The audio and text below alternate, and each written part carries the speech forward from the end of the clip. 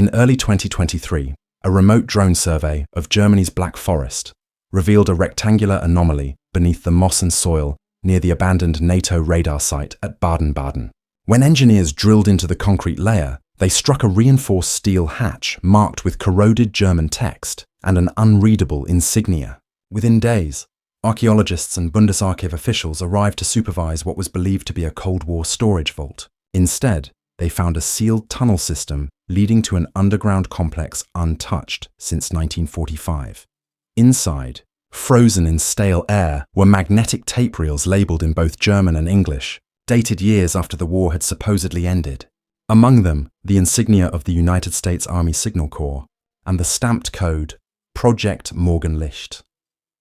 The discovery triggered an immediate classification order by the Federal Office for the Protection of the Constitution, but not before one archivist captured a photograph of a warning painted on the vault door. Nicht öffnen ohne Genehmigung der alliierten Streitkräfte. Chapter 1. The Bunker Beneath the Black Forest. The excavation began under floodlights and rain.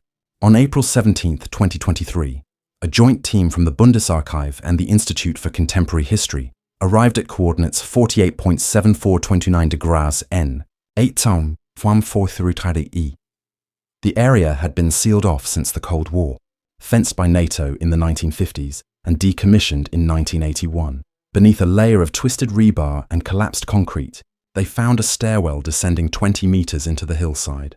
The air inside was still, metallic and dry, preserved by decades of isolation. The first chamber contained rusted racks of magnetic tape reels, each labeled with Allied insignias and stamped Signal Intelligence, 1952-1958. A chalkboard against the far wall bore two phrases, Project Morgenlicht and Unter Beobachtung, US Signal Command. By the second day, structural engineers realized the facility extended far deeper. Ground-penetrating radar revealed 5 sublevels, each divided by blast doors. A single power line, long disconnected, ran upward toward a Cold War-era radar dish. Inside one of the lower corridors, the team recovered a rusted data recorder bearing a US Army serial number, SC 7941. It should not have been there. Records from the US National Archives show no such equipment ever being exported to Germany. The discovery triggered a diplomatic inquiry within days. Archived communication logs later confirmed the bunker's codename, Morgenlicht, or Morning Light, had first appeared in a declassified British file, WO 1987349, describing a German technical site maintained under Allied observation, 1946-1955. The document was heavily redacted, but one line remained legible. Former Wehrmacht technicians repurposed for long-range signal analysis. Monitoring continued under US supervision until Termination Order Sable 6A, June 12, 1955. Historians had long believed Operation Sable was a post-war cleanup of abandoned Nazi radar facilities. None had suspected active collaboration between American intelligence and remnants of the German scientific corps nearly a decade after surrender. Among the first physical artifacts examined were 37 tape reels, some degraded, others remarkably intact. The reels carried not only German but English labeling, referencing Pacific Test Range and Nevada operations. Initial analysis by the Bundesarchiv forensic team revealed background static patterns consistent with high-frequency signal intercepts, transmissions between atomic testing sites and foreign monitoring stations. The implications were immediate. If the recordings were authentic, this hidden bunker might have served as a clandestine listening post, bridging post-war Germany to early US nuclear telemetry, a program with no official existence. On the 4th day of excavation, a locked steel cabinet was breached. Inside were personal effects. 2 identity tags belonging to German engineers. One marked Oberingenieur H. Voss, the other Feldfunkmeister R. Adler. Both men were listed in a 1946 Allied detainment roster for scientific debriefing, then disappeared from all subsequent records. A leather-bound ledger recovered from the same cabinet contained handwritten notes in both German and English, detailing signal receptor testing, US frequency 14.2 MHz. The handwriting alternated between Latin and Gothic script, as if compiled by multiple authors across years. As news of the find leaked to the press, the German government issued a brief statement calling the site an unregistered wartime communication, facility of uncertain origin. But internal memos obtained by investigative journalist Karin Döhler told a different story. Her leaked correspondence from the Bundesnachrichtendienst, marked BND Inti Sig 2023-04, described American interest in asset retrieval from the Baden-Baden excavation and discrepancies in U.S. archival cooperation. Within 72 hours, American officials quietly joined the investigation, citing joint security concerns. Forensic restoration of the tapes began in a climate-controlled lab near Potsdam. Of the first 20 reels digitized, 5 contained identifiable audio patterns. The recordings, faint but measurable, carried Morse bursts corresponding to locations known for U.S. atomic tests: Los Alamos, Yucca Flat, and Eniwetok Atoll. How a German facility recorded them, thousands of kilometers away, remains unexplained. A handwritten tag affixed to one reel read simply, Test 47, Operation Harvest. No such operation is recorded in American archives. By June 2023, International Media Retention Force Limited Transparency, a public statement by the German Ministry of Defense, acknowledged historic collaboration with Allied intelligence in monitoring post-war nuclear communications. Yet when a BBC correspondent requested access to the site, it was abruptly resealed. Satellite images show new fencing, security vehicles, and heavy equipment removing crates under night operations. Civilian access has been forbidden since. Independent historian Dr. Lucas Engel, who briefly viewed the interior before its closure, described a final image that still haunts him. A steel door painted with a faded warning. Under the flaking rust, one phrase was still visible in English: "Do not power unit without US authorization." He recalls the silence that followed when the generator room was finally opened. A web of decayed cables, a bank of 1950s signal processors, and a single operational light indicator still faintly glowing after 70 years. Weeks later, an unverified digital file surfaced online. It contained 15 seconds of audio claimed to be from one of the recovered tapes. Amid static and signal tones, a voice, possibly American, utters the phrase, "Morgenlicht listening, confirm receipt." No government has acknowledged its authenticity. What remains certain is that beneath the soil of the Black Forest, history has not yet finished transmitting. Chapter 2: The Morning Light Files Surface. The reclassification order came swiftly. On June 28, 2023, the German Federal Office for the Protection of the Constitution filed a security directive under code designation VS-NFD 23446, sealing all documentation related to the Baden-Baden excavation. But 2 days before the lockdown, an anonymous source, later identified by journalists only as Archivist 12, transferred over 3,000 scanned pages to a secure cloud drive registered in Iceland. These documents, dubbed the Morning Light Files, provided the first verifiable glimpse into what had been operating beneath the Black Forest between 1946 and 1955. The files contained maintenance logs, requisition forms signed by US Army Signal Corps officers, and a memorandum from the Office of Military Government, US Zone, OMGUS, dated February 1948. The subject line read simply, "Continuation of German radar experimentation, Site Morgenlicht." At first, historians dismissed the cache as an elaborate forgery, but cross-referencing serial codes with US National Archives catalogue entries proved otherwise. Every supply requisition matched authentic Signal Corps inventory, yet none were accounted for in official post-war budgets. The implication was staggering. While the world believed the Allied powers were dismantling German military infrastructure, a select group of scientists, once employed under the Third Reich, had been reabsorbed into a covert Western intelligence program. Their task: intercept and analyze high-frequency transmissions from both Soviet and American sources under a project that officially did not exist. One of the most disturbing entries within the files came from Logbook 9B, dated April 1950. It described routine frequency testing using modified Wullenweber antenna arrays positioned in forest clearings near Bühlerhöhe. Coordinates and measurements precisely matched those of the later NATO FLR-9 circular antenna systems, which were not publicly developed until the late 1950s. The log entry concluded with a chilling remark. Phase 2 array operational. Primary signal source confirmed. US Pacific Command frequency verified. Linguists analyzing the files noted subtle inconsistencies in the German terminology, phrases like Anwendungssicherung and Signalfortschreibung that did not appear in any pre-1950s lexicons. These linguistic traces suggested ongoing transcriptions well into the Cold War era, long after the site was supposedly abandoned. Among the most puzzling discoveries was a reference to Project Goldfire, liaison with American handlers, confirmed. A footnote cited visual acquisition through atomic telemetry, signatures, terminology decades ahead of contemporary radio, physics. Then came the names. 27 in total, each linked to former Wehrmacht or Luftwaffe communications units. Cross-matching with Allied debriefing rosters revealed that several had disappeared after technical evaluation under Operation Paperclip, the US program responsible for recruiting German scientists after the war. While most Paperclip records list rocket engineers and physicians, none mention the men of Morgenlicht. It now appeared a parallel recruitment channel had existed, one buried so deeply it avoided every subsequent investigation into post-war collaboration. A document labelled Sable 6A Termination Order offered the only insight into the end of the project. Issued from a US Army liaison office in Frankfurt, dated June 12, 1955, it instructed immediate deactivation and sealing of Signal Research Facility M.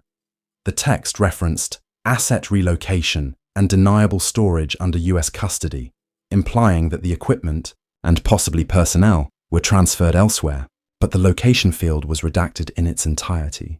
The file's last line, typed in English, read, "Further continuation of experiments incompatible with current diplomatic posture." Modern analysts reviewing the scans noticed something even more curious. Infrared imaging of the original paper revealed that the black redaction strips hid additional handwriting beneath. Forensic enhancement exposed the partial phrase transfer to Allied listening station Arctic route. Historians quickly drew connections to the lost convoy mentioned in unverified British naval logs, the Caledonia shipment that vanished in 1942. Could the same network that built Morgenlicht have extended across the Arctic in later years? By August 2023, the Morning Light files had spread across digital archives worldwide. Academic forums and intelligence historians began cross-referencing the data with recently declassified NSA material.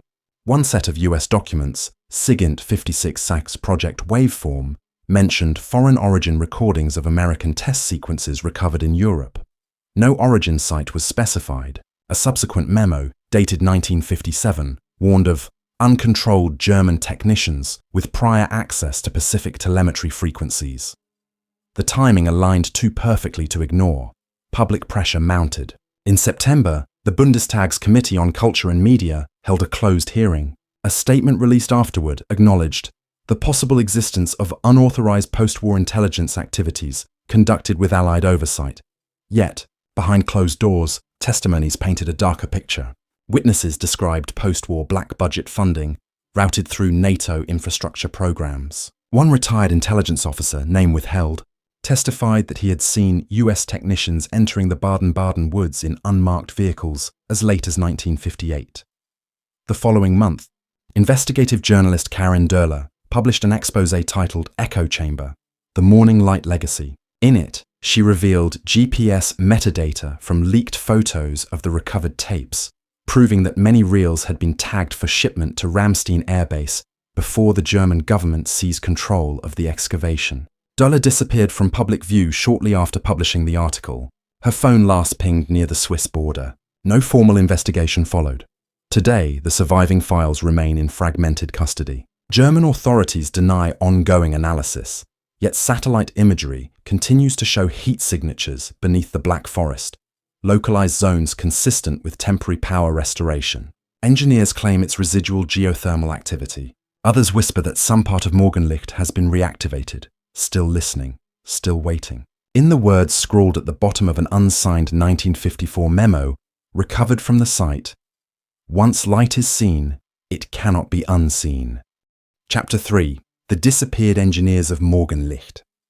By late 2023, the focus of the investigation had shifted from the recovered tapes to the people who built the facility beneath the Black Forest. The names found in the Morning Light files, Voss, Adler, Kreutz, and several others, led researchers deep into the labyrinth of post-war intelligence programs.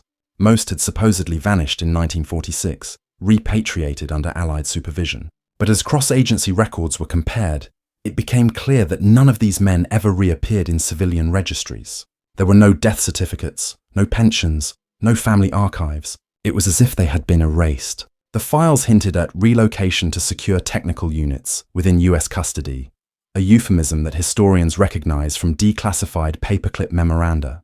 But this time, the cover-up appeared even more deliberate. Dr. Heinrich Voss had been a communications engineer for the Luftwaffe's experimental radar division, attached to Peenemünde between 1943 and 1945. Allied interrogation reports, located in a neglected British archive under file WO219-1187, describe him as essential to the maintenance of early warning relay systems across southern Germany. The report's last entry, dated October 1946, notes his transfer to Camp 47, US Technical Interrogation Center. Camp 47 was real. It existed briefly outside Salzburg, Austria, used for processing captured scientists before resettlement in the United States. But when researchers requested the camp's full personnel roster, the US National Archives confirmed that records for the months of October and November 1946 were missing, allegedly destroyed in a warehouse fire in 1951. The deeper the inquiry went, the clearer the pattern became. At least 9 Morgenlicht personnel were traced to similar lost documentation. Each disappeared at precisely the same time, their trails ending with references to SA transfer orders, internal US designations believed to stand for scientific asset. But in 2023, a digital breakthrough came from an unlikely source. A retired Air Force communications officer, Colonel Retta John D. Merrin, released fragments of a microfilm archive inherited from his late father. One of the reels, labeled USAFE Intel Reel 22, 1955, contained a typed report marked Confidential, Eyes Only, Sable, Liaison. It described a foreign-born team of engineers, German nationals, assigned to ongoing signal reconstruction under the direction of USASI Frankfurt, relocated to undisclosed European location for classified frequency work. The date matched perfectly with the official closure of Morgenlicht. Among the recovered attachments was a blurred photograph. 5 men standing outside a prefabricated structure, snow visible behind them. 3 wore US Signal Corps uniforms, 2 civilian coats. The reverse side bore a handwritten note, "Transfer complete. 6A successful. D." Forensic handwriting experts later matched the initials to Douglas Elridge, an American officer who served in post-war intelligence logistics. Elridge died in 1978, his service records heavily redacted. Yet this image, authenticated through paper stock dating and ink analysis, remains the only known photograph linking American personnel directly to Morgenlicht engineers. By early 2024, investigative teams began piecing together travel manifests of post-war transatlantic flights used for classified relocations. A single manifest, dated August 19, 1947, listed a Voss, H, boarding a US Army transport plane from Frankfurt to Goose Bay, Newfoundland, a common refueling route for military transfers to the continental United States. From there, all traces end. But 2 years later, a US Air Force technical bulletin, AFSIGCOM 49322, references Dr. H. Voss, consultant, frequency pattern optimization. The memo was issued from the White Sands Proving Ground, New Mexico. The connection was circumstantial but compelling. Morgenlicht's lead engineer had seemingly resurfaced under US employment. The same bulletin contained an obscure line, subcontracted assets from Operation Glass Veil to report via Atlantic Channel by Q3 FY 1950. At first, it went unnoticed, until historians realized the term Glass Veil corresponded to a recently declassified Anglo-American reconnaissance program, one that also involved optical intelligence systems salvaged from German laboratories. Morgenlicht was never mentioned by name, but its fingerprint appeared everywhere. As the investigation deepened, attention turned to Feldfunkmeister R. Adler, the second name recovered from the bunker. No record of Adler exists in any civilian or military archive after 1945. But an anonymous tip sent to the newspaper Süddeutsche Zeitung in February 2024 changed everything. Enclosed were 3 scanned documents stamped with the insignia of the US European Command, Intelligence Division, EUCOM ID, dated 1953. One memo written in terse English, instructed that Subject R. Adler be retained on European soil under restricted status due to prior access to Morgenlicht frequency. Data. Attached was a requisition. Order for continuation of biological monitoring. Tests. Project Dawn. The final line was chilling. Termination to follow upon conclusion of observational parameters. What Project Dawn entailed remains unknown. The US Department of Defense denies any record of it. Yet references appear sporadically in unrelated Cold War documents, often associated with physiological telemetry. Whether Adler's knowledge was used for radio experiments or something far darker has never been clarified. No burial record for him exists anywhere in Europe or the United States. The missing engineers became a symbol of a generation of scientists quietly erased by the powers they once served. In academic circles, Morgenlicht has come to represent the moral fault line between necessity and complicity, the blurred boundary where intelligence and war crimes intertwine. But for families still searching archives and records, it is not theory but absence that defines the legacy. In March 2024, during a televised hearing of the Bundestag's Historical Inquiry Commission, journalist Karin Döhler's recorded testimony was played posthumously. Her final words, spoken weeks before her disappearance, echoed through the chamber. They didn't vanish. They were moved. And when their work was done, someone made sure the records were as silent as the frequencies they once listened to. The committee adjourned without public conclusion. Outside the Parliament building, protesters held signs bearing only one phrase, painted in stark white letters, Wo sind sie? Where are they? Chapter 4, Operation Sable and the Arctic Transfer. In February 2024, after months of speculation and silence, the US National Archives quietly released a digital inventory update. Among the entries was a mislabeled microfilm set from the Army Communications Research Branch, Frankfurt Station, 1955. Inside, buried within routine signal reports, investigators discovered 4 pages that would reignite global attention to Morgenlicht. The heading read, Operation Sable, Logistical Directive, European Termination Phase. Beneath the faded stamp, Top Secret, Declassification Review Pending, the document outlined the dismantling of Facility M and the subsequent transfer of research assets via Northern Maritime Route under Arctic Command oversight. Coordinates were listed, placing the endpoint near Tromsø, Norway. The destination matched perfectly with the sea corridor once used by Allied convoys during WWII. The file made one claim that startled every analyst who saw it. German technical personnel to accompany sealed cargo under escort. All records to reflect loss at sea. In other words, the relocation of Morgenlicht's core assets was disguised as a maritime disaster. The ship's name was redacted, but cross-referencing manifests from that week revealed one likely candidate, the SS Helmfirth, a British-flagged supply vessel that disappeared in a snowstorm on June 19, 1955. Official records attribute its loss to weather and ice flows, yet the Sable Directive, authenticated by US watermark analysis, places it squarely within the timeline of the Baden-Baden decommissioning. Investigators from Norway's Maritime Museum began re-examining the wreck lists, and in early May 2024, a sonar mapping drone discovered a metallic structure resting under 500 meters of water north of Andfjorden. Its dimensions matched a cargo vessel, and preliminary imaging revealed multiple containers reinforced with lead shielding, a peculiar detail for a logistics ship of that era. Within weeks, Norwegian authorities established a restricted perimeter around the site. The official explanation was environmental safety due to possible radioactive materials. Privately, divers reported US-manufactured crates marked signal processing equipment returned to custody. The serials aligned with those found in the Black Forest bunker. At the same time, declassified British Foreign Office telegrams, FO 371-1219 Nero, surfaced, revealing tension between London and Washington over the Sable shipments. One message from the British Naval Attaché in Oslo, dated July 1955, complained that American logistics teams have secured Norwegian harbour facilities without prior notice, and that the nature of cargo retrieved under Sable supervision remains undisclosed. The telegram's follow-up, sent 2 weeks later, was heavily censored. The only legible fragment read, Joint operations concluded. Cargo submerged intentionally.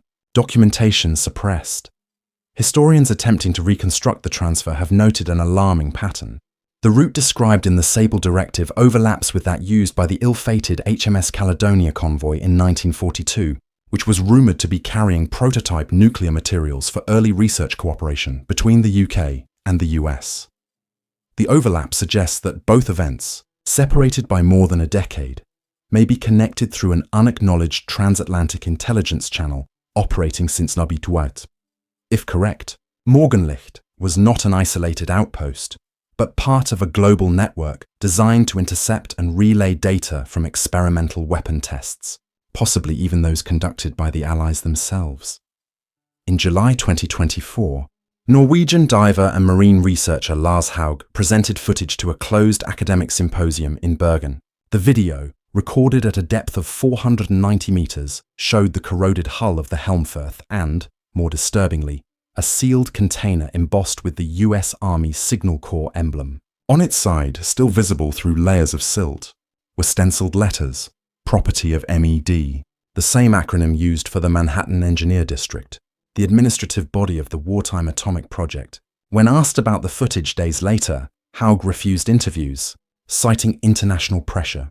Within a month, his vessel Edda II was impounded by Norwegian authorities under alleged environmental violations. The footage has not been released publicly since. Meanwhile, fragments of recovered cargo quietly appeared in German and US custody. A memo leaked to Der Spiegel in September 2024 detailed the transfer of contaminated electronic assemblies from Norway to the Ramstein military complex for disposal. The shipment was labelled Sable Retrieval 23B. When journalists requested clarification, both governments denied any connection to historical materials. Yet satellite photos captured a night convoy entering the base from Oslo, matching the reported arrival time. An independent physicist, Dr. Claudia Wren of Heidelberg University, analysed available images of the Helmfirth debris. Her findings, later suppressed, noted that several recovered components bore alloy compositions consistent with early radiation-hardened metals, types not produced commercially until the 1960s. She concluded that the Morgenlicht project had likely conducted experiments decades ahead of documented technological development. Someone was building systems capable of surviving nuclear interference, she wrote in a private email later leaked online. If those systems were transmitting, they were listening to something beyond conventional frequencies. By late 2024, Operation Sable had become synonymous with the missing decade in Cold War intelligence, a period where official archives and physical evidence diverged completely. No government accepts responsibility for the transfer, yet all acknowledge that something was moved through the Arctic under diplomatic silence. The most credible theory, supported by the recovered microfilm, is that Morgenlicht's equipment, and possibly its remaining engineers, were shipped north and deliberately sunk to erase their existence. In one of the few unredacted sentences of the Sable Directive, a closing line appears beneath the command signatures. Mission objective: ensure total radio silence. Morgenlicht is not to speak again.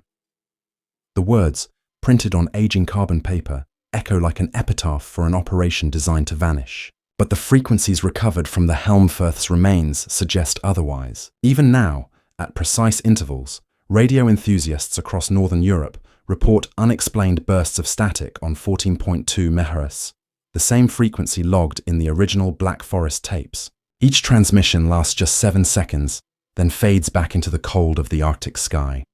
Chapter 5. The remaining signal in the dark. In January 2025, nearly 2 years after the discovery of the Black Forest bunker, a team of independent researchers led by Dr. Lena Weiss detected an unexplained signal while conducting atmospheric frequency tests near Baden-Baden. The transmission was faint, lasting only 6 seconds, but its waveform matched one of the recovered Morgenlicht tape sequences labelled Test 47, Operation Harvest. Using triangulation arrays, Weiss's team traced the origin to a sector of the northern Atlantic roughly 200 kilometers off the Norwegian coast, precisely above the wreck of the SS Helmfirth. For weeks, the group monitored the band, and every 49 hours, a nearly identical burst appeared. It was as though something below the surface was still transmitting, repeating a message that had never been heard in full. German and Norwegian authorities dismissed the findings as electromagnetic interference from maritime radar, But WWII's team persisted, capturing over 120 instances of the repeating signal across February and March. Analysis revealed embedded amplitude modulations that, when mapped visually, form sequential patterns, grid-like structures with recurring numerical strings. 1946, 6A, 47. They were not random. The numbers corresponded precisely to the Morgenlicht facility's founding year, its termination order code, and the experimental reel that first drew attention to the site. When this information leaked to the press, the Bundeswehr ordered an immediate suspension of all private research operations in the area. Within days, WWII's equipment was confiscated under national security enforcement. Meanwhile, in the United States, a Freedom of Information Act request by historian Daniel Rees yielded an unexpected result. Among unrelated Army Signal Corps files, the review board accidentally released a classified 1958 memorandum titled Project Sever, Radio Continuity Research. It described anomalous residual transmission from decommissioned frequency, range linked to European Experiment M. The project had apparently monitored those same bursts for over a decade before being terminated for resource inefficiency. The memo's closing paragraph noted, interference source may originate from submerged signal repeaters abandoned during Operation Sable transfer. Continued activity unexplained. Recommend remote neutralization. The date was June 1963, the height of the Cold War. Rees's discovery reignited international interest. News outlets across Europe demanded clarification, but both the US and German governments remained silent. Satellite imaging of the Helmfirth wreck was abruptly reclassified under NATO jurisdiction, and marine expeditions were denied permits due to environmental instability. The phrase, repeated verbatim in 3 separate government statements, mirrored wording found in the original Morgenlicht termination documents. The coincidence was impossible to ignore. By mid-2025, only fragments of the story remained accessible. Leaked photos from inside a temporary NATO research vessel, RV Sentinel, showed divers recovering cylindrical objects resembling sonar buoys from the Arctic seabed. Each was marked with a serial sequence beginning with SC-127, identical to the rusted recorder found in the Black Forest tunnel. One diver, interviewed anonymously by a Norwegian journalist, described hearing a constant low hum through his comms headset before his oxygen system malfunctioned. He was pulled from the water unconscious, his suit later found coated with metallic residue. The contents of the recovered buoys have never been publicly disclosed. When questioned at a defense press conference in Brussels, a NATO spokesperson confirmed that debris of historical significance had been recovered but refused to elaborate. Yet hours later, amateur radio operators across Europe reported a sudden, coordinated pulse on 14.2 MHz, the same frequency tied to Morgenlicht. The burst lasted 14 seconds, longer than any previous instance. For a moment, instruments across the continent registered a unified resonance. Then silence returned. Archivists now regard Morgenlicht as a case study in post-war obfuscation, a program that began as a radar experiment and evolved into something far larger. Its remnants scattered beneath forests and oceans. The existence of Operation Sable is no longer debated, but its purpose remains sealed behind blacked-out pages and diplomatic agreements that still carry active classification. Dr. Weiss, barred from continuing her research, described the experience in her final public statement before withdrawing from academia. The signal doesn't fade, it adapts. Someone, or something built by someone, is still maintaining it. Today, the excavation site in the Black Forest has been reburied under reinforced concrete. Access roads have been removed, satellite imagery blurred. Yet local residents occasionally report faint mechanical noises emanating from the forest floor. Steady clicks, like distant Morse code, heard only on windless nights. Experts call it imagination. But those who stood inside the bunker before it was sealed recall a phrase stenciled on a metal panel near the old control consoles. Empfang aktiv. Weiterleiten nicht gestattet. Reception active. Forwarding prohibited. In the final report of Germany's Parliamentary Archive Committee, a single redacted sentence remains partially legible beneath the censorship ink. Project Morgenlicht, classified as ongoing observation asset until signal cessation verified. Whether that signal still exists, whether it ever stopped, is a question left to those who still listen to the static, waiting for the next transmission to break the silence of the dark.